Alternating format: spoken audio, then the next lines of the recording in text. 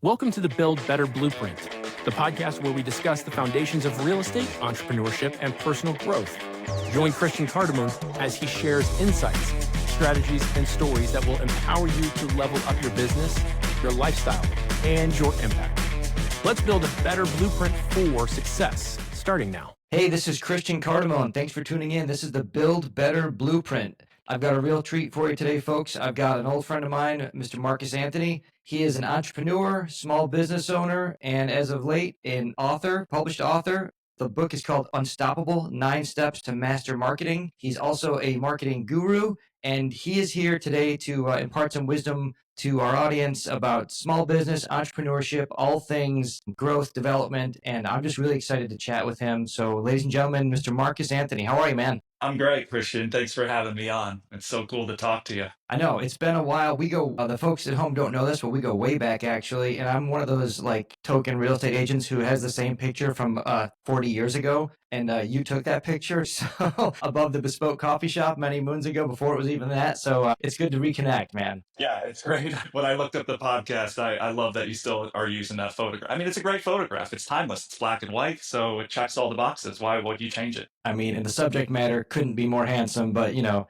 when you're working with stuff like this, it's easy. I'm sure. You were one of the first people that I photographed for that headshot brand. It was called Executive Style, if you remember. It was just kind of like an idea that I had, and you were gracious enough. I think we spent like a good, 2 hours. It was like way too long, way longer than it should have been, but we had a good time. So yeah. Yes, and I'm here to return the favor many years later. So, well, man, let's jump into it. I want to introduce you to my audience, and I want you to tell us a little bit about who you are, what you do, kind of where you started. I know you recently just moved, and you were for many years a very well known photographer in our market, and have since become big in the entrepreneurial space and marketing space.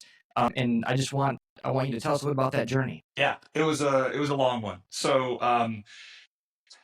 my wife and I moved to Wilmington, North Carolina from Los Angeles about 10 years ago. And I think you were sort of our quasi landlord at the time, and you were also a real estate agent. So we connected that way. When we crossed paths here and there, but my photography journey, my small business ownership journey started in Wilmington, more or less. It was a little bit in Los Angeles, but then we moved, so I basically had to start over. So I consider the start in Wilmington about 10 years ago. It was 2 years of just struggle, trying to figure out the market. I was trying to photograph weddings because that's what Google said was paying the most in the photography space. And to be honest, I could just never really crack that nut. So I was listening to a podcast actually on photography business. And I was on a road trip across the country, driving back to Los Angeles just for a visit. And I heard this guy, he was a photography business coach, talk about niche. And I just loved what he had to say. So I hired him, and he showed me the way. And I cannot recommend that enough. If you're just starting out, strongly recommend hiring a coach or a mentor or something along those lines. Yeah, I'm real big on that. I think everyone should have a coach. The best people in every industry do. It's almost like the secret sauce that you really don't know about until you do. And then when you do, it's like, shoot, man, I wish I had done this a lot earlier. So what got you into that early in your career? Was it out of necessity because you were in a new market and you kind of needed, like, we're looking for all the tools available to you? Or was this something that you kind of knew was a shortcut? No. I had no experience with coaching in the past. It was just sort of the natural next step. I was kind of at my wit's end after literally 2 years of living poverty level income. I had sold the business back in Los Angeles, so I had a little bit of padding, thank God. But I mean, that was starting to run out. So I was just like kind of starting to panic. I'm like, I need to make this work. I had no other option. I had no safety net, no nothing. I certainly didn't want to go back to a 9 to 5. That is just mentally, for me, it's mental death. I cannot handle being told what to do. So, Yeah. So I had no experience with coaching. It was sort of kismet, if I can use that term. It was just, I happened to listen to this guy. He sounded like he knew what was up, and I contacted him. We had a Skype session back before. I think Skype's going out of business, by the way. Yeah, I Anyway, heard that. so glad that we were able to connect, and the rest is history. Mhm. So yeah, so you basically, if you had a business, you sold it, had an exit, that goes full cycle. That's kudos to you right there, because that already kind of that checks the box, establishes the credibility on the front end, proof of concept, delivery, and exit. That's amazing in itself. Then you come here to Wilmington, have to start essentially fresh, even though you have the skill set. Then you find a coach and help you kind of put it together. Did you have a strategy beyond that, or other than my back's against the wall, burn the boats, I'm going to succeed at all costs? We know that you have that's a mindset box that you check, which is, I think, probably the hardest one to get. But once you get that, the rest is easy. Did you have a blueprint, if you will, for how to build this, or did this coach kind of give it to you, or tell me about that process? He gave me the blueprint. I'll be straight up. I did not know. I was trying everything that I could find on Google and YouTube. And most of what you find, at least at the time, 10 years ago, most of what you find is sort of slow burn strategies, organic marketing, I call it. So writing a blog, networking, that kind of stuff. And I don't want to say that stuff doesn't work. It just doesn't work as quickly as I needed it to work. And just one thing I want to back up. I don't want to pretend like I had a bunch of credibility or anything before I moved to Wilmington. Yes, I did sell a business. However, I was so lucky to sort of walk into that business as a partner, essentially. The owner of it was a very good friend of mine, but he was struggling with alcohol abuse. So he went into rehab, and I was living in Arizona at the time. He's like, hey, man, going into rehab, please come run this company while I'm in there. So it was a search engine optimization company. So that was really nice to have, to kind of get a little background on SEO when it was in its earlier days. But again, I wasn't really in the day-to-day of that business either. It was more of a managerial role. So I was just in the right place at the right time, and we sold that, and I made a little bit of coin. To say that I had a lot of experience in entrepreneurship up until that point is that's not necessarily true. But yeah, so back to the coach. He absolutely showed me the way. And I made a decision when I hired him that I was going to have blinders on. I was going to ignore all other advice from all other gurus, because there's just an avalanche of information at all times in this world that we live in. And so you can follow 50 different people at the same time if you let yourself. And I decided I'm just going to listen to this guy who seems like, he was like 60 or 70 years old at the time. And he'd been in the industry for 40 years. So just that alone in my mind, gave him the credibility for me to just listen to every single word he said. And luckily it worked out. Yeah. Yeah, that's true. Well, I like that approach too, because like you said, there's so many people out there, man. There's so much noise, and it can be impossible to figure out who's giving good advice. And even if someone is giving good advice, it's the folks that have lasted through a couple cycles of market and just have been through some of the hardships that come with running a successful business. There's really a lot of value to someone who's already actually been there and actually done that. And so, they say you like judge a tree by the fruit that it bears. So if this guy had done that, that's a guy worth listening to. So it sounds like you picked a good one out of the gate. Yeah, I was very fortunate. His name's Bernie Griffiths. He's still a photography business coach. He's fantastic. I can't say enough good things about him. So okay, so you're up and running with the photography business. You're following this new strategy, this plan. Did you have any, once you get into kind of stride and you're like, wow, this is working, this is happening, I'm putting in the reps. Did you have any kind of major setbacks or anything that caused you to sit back and say, oh man, maybe this isn't going the way I thought it was? Early on, once I hired Bernie, it was like a dream. It sounds ridiculous, but it really was.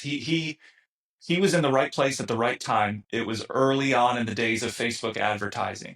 And he had this idea where he would basically give away a free photography session plus a little bit of credit to put towards the photographs from that photography session. And he packaged it in a way on Facebook in the form of an ad. And it had very, very, very high success early on. And so when I hired him, the concept itself was sort of already proven, but it was still very early on. And the podcast was based in Australia. So this idea, this concept had not come to the States yet.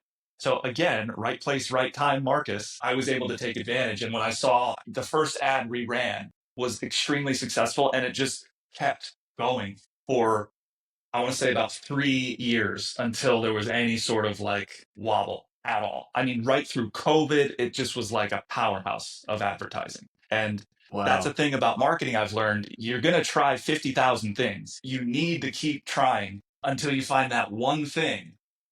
And when you find something that works, you just push the gas down and go. But you still have to be testing in the background because that one thing will eventually kind of peter out and stop working as well as it did. Yeah, that's great advice. So let's kind of double click on that for a second because, you have this marketing background that actually, basically started even before you were in the photography with your SEO business out west. And I know marketing is also like an environment that's constantly changing. You constantly have to keep up because there's new mediums, there's new channels, there's new avenues. What's some advice that you have heard that you've implemented to stay, I guess, sharp in that industry? Because, attention right now is like the number one currency across everything. And so how do you help your clients now or yourself and your business lean into that? That's a great question. I could roll on that for an hour if you let me, but let me just try and think how I can give you the shortest answer possible while giving the most information at the same time. I guess it goes back to what I said earlier. You have to constantly be testing things. So yes, you're right. There's more platforms available, more channels than there ever has been. You got TikTok, you got Instagram, you got Threads, you got YouTube. I mean, there's so many options, and it's easy to get distracted with the, what do you call it, the shiny object syndrome, right? So as a marketer, you need to find something that works, and you do that by constantly testing. But eventually, you will stumble onto something that works really well. And then once you find that, you hammer that as hard as you can. But you still need to be finding out what else is working. And so I myself use a software called Loomly. There's a million other versions of that same software. Hootsuite you might have heard of, but it's basically just allows you to post something on a variety of different platforms. So I have LinkedIn, Instagram, TikTok, YouTube, and Facebook all hooked up at the same time, and I'm posting one to two times a day. And the great thing about nowadays is you can look at your analytics. All the platforms are very open with their analytics, and you can just kind of see this post got a lot more attention than my other posts. And just because you're not getting 1,000 likes or whatever doesn't mean that you can't spot a difference between something that works really well and something that's sort of normal. For me, I mean, I have relatively new channels on a lot of these spaces. So like LinkedIn, for example, is brand new to me, and TikTok as well. So when I post something, I get very little interaction. But when something takes off, sure, my normal stuff might get like 100 views. But then if something gets 500 to 600 views, I know that I'm onto something, and I can take that, put a little bit of money behind it, and run a paid ad and make the copy a little bit salesy and see how it works. So that's what I've been doing. Okay. And are you using AI or any specific AI tools to help create the copy, or is this even for inspiration and then you kind of modify it, or is this totally organic from you, or all AI, some combination of both? Yeah, absolutely. AI all day. Early on, and when I say early on, I mean this shit is moving so fast, man. So when I say early on, I'm maybe a year, not even. It was on my radar, but like I didn't quite understand it. I didn't, and I messed around with it. I'm sure like everybody else did, but I didn't know how to use it. So I'm using like half sentence prompts and getting garbage in return, of course. So you get in what you put out to AI. And so yes, it's such an accelerant for a marketer. I mean, or for any business owner, really. In my opinion, every business owner needs to be a marketer, unless you run some sort of unicorn business that you don't need to advertise, like funeral homes or something like that, or taxes, or what I'm talking about.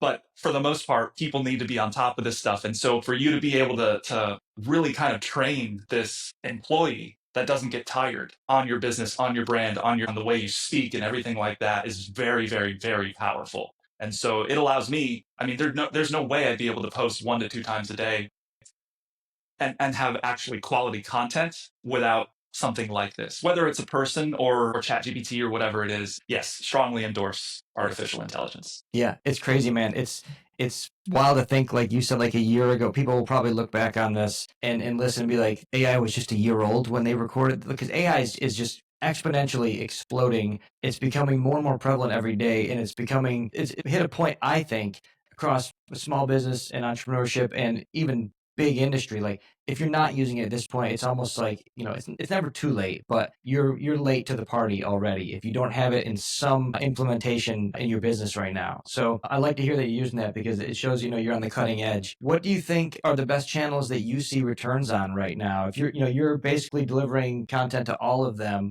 where are you seeing the most ROI? And what would you say, is there a number that you like to see as far as return? Like right now, are you focused on building the viewership, the audience, like brand awareness, or trying to get an actual dollar return per ad spend? For me, I essentially have two businesses that I'm working on right now. I have my tried and true photography business that's still running. So I'm in the trenches. I'm actually a business owner. I'm not just a marketer in a YouTube studio. But so for that, Facebook absolutely still pound for pound the best ROI channel for us all day long. I run ads through Meta, so I do have ads going on Instagram as well. I tried TikTok for my photography brand. The leads were quite expensive and we didn't get any conversions on that.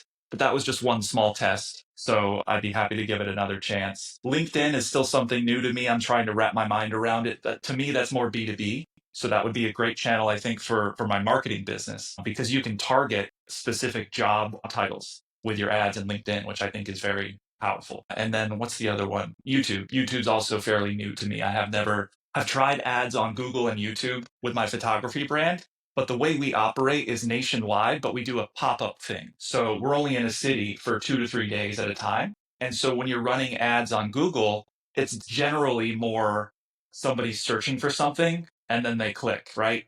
As opposed to almost forcing them to see your ad. So we had very little success with Google because it was such a short window that we were relying on people to have a keyword typed in that it didn't convert. So to answer your question, Facebook all day long. And the second part of your question, are we trying to monetize? Absolutely for photography, yes. But for the marketing thing, which is fairly new, yes, I am actively trying to monetize that as well. So I've written a book. It's called Unstoppable. It's sort of a 9-step framework of how marketing works, at least how I think it works. A lot of actionable items to implement right away. And what I'm doing is I'm giving that book away as a lead magnet to get people into my ecosystem. And so I'm making content constantly trying to help people, giving away as much information as I can. This is where I think we are nowadays. I think you have to give all of it away, but then you charge to actually implement the ideas because 9 out of 10 business owners, sure, they can read a book, they can absorb information, but to actually go out and do something,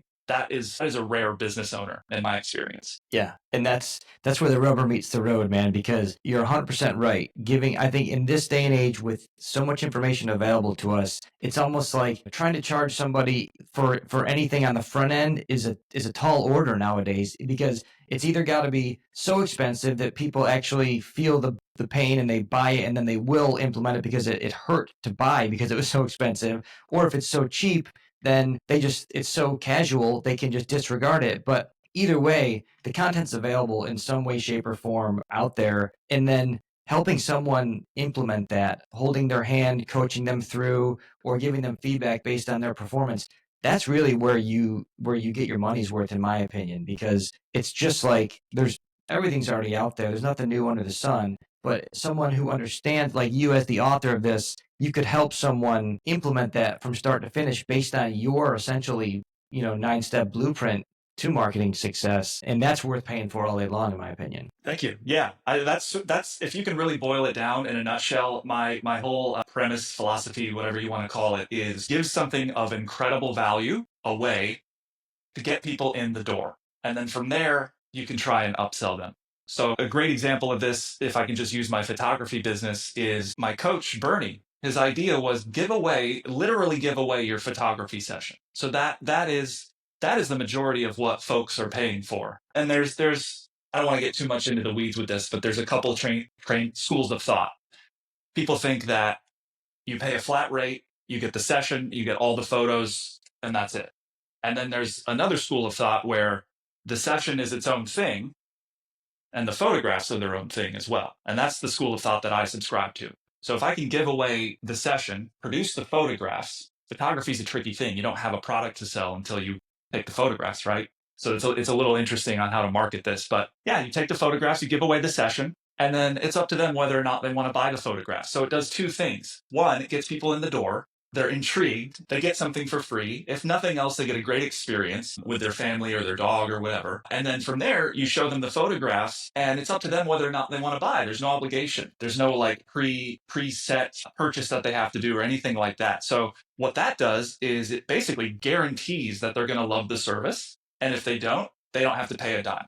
So that if you can figure out a way to apply that framework to your business, you will kill it. Yeah. I love that. And you're so right, because it's on the front end, there's nothing like you've eliminated one pain point, which is like no one can complain because it's free, right? Then B, they get something tangible and high quality immediately. So there's like this like dopamine hit, this return. Okay, I've just done an exchange with Marcus. He gave me something amazing. Okay, so that's two. Now they're in your ecosystem and you have the ability to determine, do I want, and I think it goes back to like, what kind of business do you want to run? Because you can have two kinds, in my opinion, a transactional, we meet, we do a deal, we both go our separate ways. And then if that's the approach, it has to be like a numbers game. You have to just turn.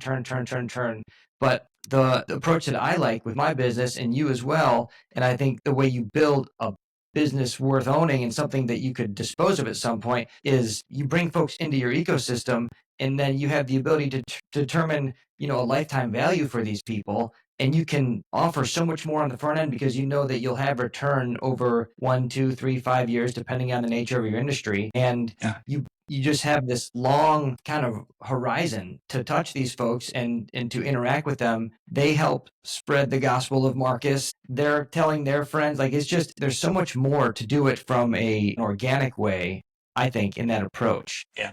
Yeah.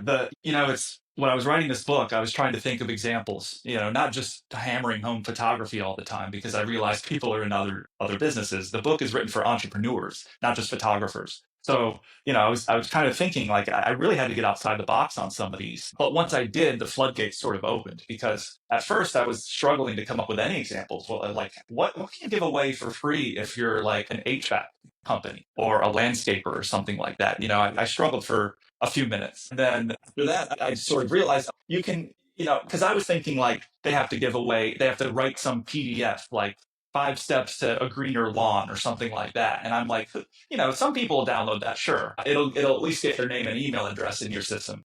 But I wanted to take it a step further. How can you actually, really get some buy-in from people in industries that are I don't want to say boring, but just a little more mundane. For landscaping, for example, you could literally give away a service, a free lawn cut, or a yard consultation, or a landscape design. There's so many things that you can give away that actually gets you as a human being over to their property. And that is such a huge, huge step. Once you're standing in front of someone, especially nowadays when like you and I are talking on video, I feel a connection, but it's so much weaker than if we were in person. If you can get in front of somebody, I mean, that is the ultimate way to close the deal, I think. Yeah. And it's, once you've done that, you've already climbed the highest part of the mountain range at that point, because you're there, and then you can engage and you can communicate and you can build rapport. And I heard a quote a while back, but like, business happens at the speed of trust. You can establish trust so fast when you're in person, and the internet helps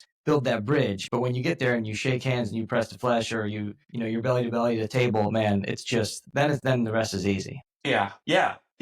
And I don't want to sugarcoat it, because I did sort of skip over the conversion part, like the example, like getting somebody to download a guide or getting their name and email address. I mean, that to me, that's easy. You can figure out how to do that very, very quickly. But the next step, converting them into an actual paying customer, or even someone who just wants to take advantage of a free service to get you or your employees or whatever over to the site of the service where it takes place, is for me is the hardest part of business, especially in 2025. It's just, it's mind-boggling how quickly trust has gone down and down and down. So for me, that's our biggest challenge right now. So what advice would you give to someone who does have like a weird business? Like, for example, I'll put you on the spot. Like, I'm in, commercial property management. I also am a real estate broker. So the real estate sales business that's completely relationship based. But on the commercial management side of things, like, we're looking for ways to reach out. We've been by referral for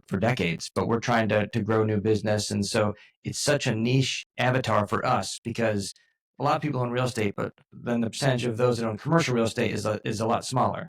And then a lot of those folks are like astute investors. So maybe they're self-managing, or they have a big portfolio that maybe an asset manager takes care of or something like that. So Do you have any advice for someone like that, or should I just read the book? Well, read the book. But also, I was actually hoping you were going to say that some of these people are astute investors, because the first thing that came to mind was doing some sort of seminar or presentation or keynote speech or something like that. You can create your own events. And for me, LinkedIn is the perfect playground for you because, again, you can target people by their job description or their title. So if somebody describes themselves as a real estate investor, I'm sure there's millions of those on LinkedIn. Or if you want to just stay in your local market, there's dozens, I don't know. But you can run ads and you can say, hey, I'm putting on this free 3-hour seminar on real estate investing, and then come up with a specific topic and an outline, obviously. And maybe you can have a couple of guests or an interview. I mean, there's a million things you can do in the actual seminar, but the idea is you need to get people in the door, right? So you can start shaking hands. So if I were you, I don't know if you've tried this before, but that is something that I would put a lot of resources into trying once and doing it very, very well the first time, not just half-assing it and getting like 2 or 3 people in a room, but really, really committing to putting a little bit of capital behind an ad campaign and seeing how many people bite. But you have to make it free. You have to make it very easy for people to get in the door. Don't even charge $5. It's just a free event for real estate investors, for hyper-targeted niche, and so that people feel seen and spoken to. And then that's what I would do. Yeah, that's great advice, man. Thank you for that. I'll second that because I had a guest on my show a couple days ago, Kat Halushka. Shout out to Kat. She has a business. She's up in Canada, and she was telling me that's her whole business model has changed to that now, and she helps people, coaches them to get out in front of business owners to speak, because she started, the problem that she solved was, she's like, I did coffee dates every day, 9 in the morning till 5 in the afternoon. I just stack them back to back and stay in Starbucks for a week straight. I gained a bunch of weight, and, blood sugar was off the rails from coffee and pastries. And then like out of that, I might get 2 deals. But then I started hosting events, and I had, 100 people come in, and then boom, she was just like shooting fish in a barrel at that point, because she had established the credibility by hosting the event. You automatically kind of build that into the equation. And then when you're there, it's just you're talking to X amount of people instead of just one-on-one. If we're gonna always default to the fact that your content is good, your execution is good, and you're a professional who's delivering a good product. Assuming those things as a baseline default, it's just a faster way to reach more people. And when it's your event, you control the narrative. It's a great plan. So I look forward to implementing that. Yeah, please update me, because I just moved to Georgia, like literally, I don't know, 10 days ago. So I'm very new in this market, and I think it's aligning very well with this new venture into marketing. I'm going to be doing the same thing, but on a little bit of a smaller scale at first, because it's a new market for me. So I'm going to be reaching out to local business networking groups, associations, and I'm going to be offering, hey, I would love to come and speak to your group, 30-minute, 45-minute presentation on marketing. Again, this is giving all the information away for free. I would even give everybody who's interested a copy of my book in exchange for their name and email address. And so that does 2 things. It gets them into my ecosystem. I can market to them whenever I want to until they unsubscribe. But also they see me in my element, right? They see there's other people around. It's not just in a vacuum on an internet webinar. There's other people around that people are nodding along, taking notes. They're like, wow, this guy knows what he's talking about. I hope they think that anyway. But to me, it's that one-to-many approach as opposed to the one-to-one, right? And the internet allows us to really take advantage of that. Yeah, that's awesome, man. Well, and you had mentioned offline that you were going to offer our guests and listeners a copy of your book. So we'll put that link in the show notes so that people can get a copy of that and, read these 9 steps and put them to use, so we can all kind of grow together. And I think it's so cool that you're actually going to, put your money where your mouth is, because you're in a new market. So now you're going to like open your own playbook and start doing it start to finish, and hopefully build a new empire down there in Georgia. So I think that's so cool. Thank you. Yeah. Who are we if we don't follow our own advice, I do, if you let me, I do want to just clarify that the book is a book. It's not just like a 5-page PDF. This is, 200 something pages. So It is a significant read. You have to commit a little bit of time, but I promise it'll be worth it. And you can get it at themarcusanthony.com/BBB. Build Better Blueprint. I love it. Oh man, that's awesome. Thank you, Marcus. That's such a nice gift for you to share with our audience. So folks, take him up on that for sure. Okay, next question is, I want to know specifically I say, what projects or businesses or ideas are you focused on currently? I think we understand it's this marketing business now. You'll still continue to do photography, but you're leaning into supporting the book. Do you think you'll write another book? Is that maybe the goal is to start, a line of this and maybe get into coaching and mentoring, or do you see yourself as just helping this as a tool to launch this business marketing? I don't really see myself as a coach. I wouldn't shy away from doing some sort of speaking tour. I'm comfortable on stage. I don't mind speaking in front of people, so that's lucky. Having Zoom sessions, 20 Zoom sessions, 1-to-1 every week or something like that is,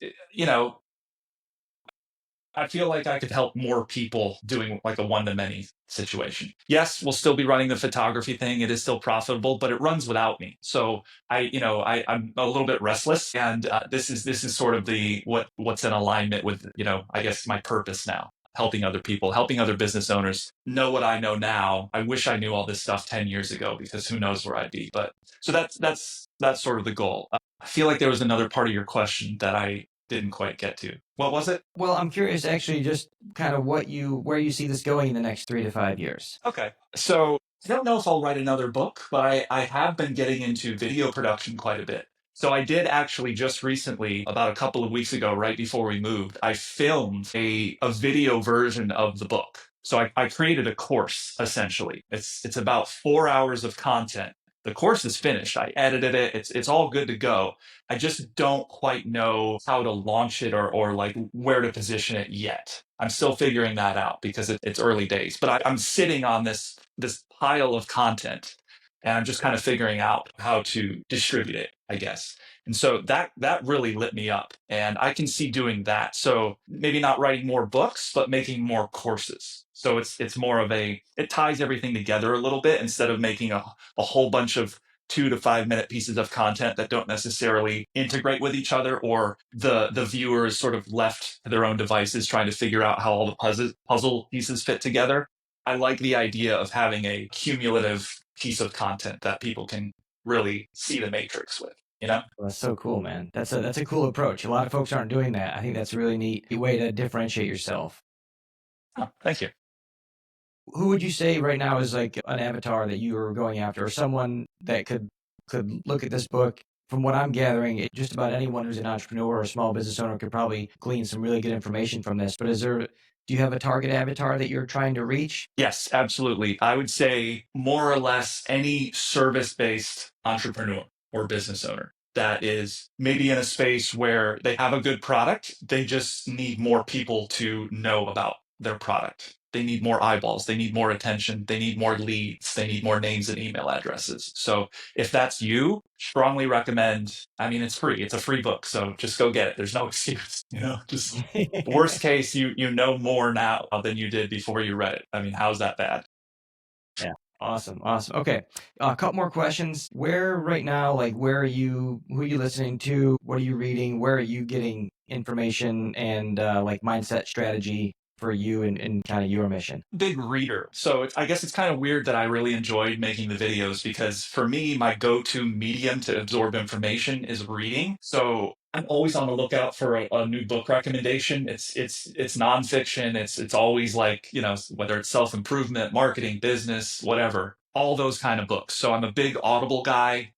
If I listen to something and I really like it, just scroll right down. They'll have more recommendations. If I want to name drop, I really like Gary Vaynerchuk. There's a guy named Brad Sugars who might not be as well known, but he's the CEO and the owner of Action Coach, which is a global organization of coaches. I did some work with one of their coaches named Reggie. You actually might know Reggie Shropshire in Wilmington. We worked together for a little over a year. I really like Reggie, and the resources that these guys have as part of the Action Coach Network is really impressive. So that's something to look at. Who else? There's a really good book that I just read called Oversubscribed. I can't remember. Neil Shipley, maybe, is the author. Don't quote me on that, but that was really, really good. What are you a fan of Alex Hormozy? He's big on some of the principles that you were talking about earlier in the conversation. Is Alex a product guy, like an e-commerce guy? Or am I thinking of someone else? He's like the $100 million offers. He owns like acquisition.com. Yes. Big fan. I did read that book, $100 million offers, 100 million. There's another one, $100 million leads, I think it is. Those are both great. Loved all the things that he had to say. Yes. Yeah, that's what I was thinking when you were talking earlier about the book. I was thinking like Alex has this like string of books that kind of feed each other. The beginning it's like leads and then the offers and then the implementation. So maybe that's a roadmap for you. It's in some of your future work to come out would be cool. Because we know it works, man. We know we don't have to reinvent the wheel. Just find what's working and put your spin on it and put it out there. Yeah, I think that's something that's really encouraging. I mean, I didn't realize this until I was pretty deep into creating content, but I'm glad I did. And what the realization is basically, like you just said, you summarized it very well. You do not need to reinvent the wheel. You just need to put your own spin on it. And so I'm Marcus Anthony. I'm weird. I'm a big golf guy. I was a world yo-yo champion back in the day. I've done a lot of strange things. I have a really dark sense of humor. So all of those characteristics combine to make me a very unique personality. And I'm not the only one who's unique. Everyone's unique. So you can sort of regurgitate the same information, but put your own spin on it, and you might help someone. You might resonate with somebody who, even though Alex Hormozy or some of the more famous guys are saying this stuff, there's people out there that don't really click with their personality for whatever reason. So they want to hear it from someone else. Even though it's the same information, it'll just hit different. So if you're somebody who's sort of afraid to kind of get out there, get on camera, just, you don't have to have fancy production value. I really think this is where we're at. Every business needs to be a fucking media company. You need to get out there. You need to put your fit and like really humanize your business. Gone are the days where you can just throw up a website. It's a very corporate looking website with no faces, no personality, and have immediate success. That's gone. Dead. Yeah, people right now in this day and age, people want to do business with a person and not a brand. Like, well, a personal brand. That's the biggest like movement right now is folks who want to stay in vogue with business, modern business, and the way to interact with people because the groundswell of young people, millennials and Gen Z, all these people like they're so engaged in the online platforms, and this is the way to introduce yourself to them, and they want to do business with a person, not just a brand. I've definitely experienced that, and it's worked well for my business. And one challenge I think I face is you want to try and still advance the cause for your brand and have brand awareness. But my approach has been I can just be me, put myself out there, and then let folks know that I'm affiliated with this brand versus just trying to have this brand that no one can really identify with because it's just a real estate company or a management company. It's not as attractive.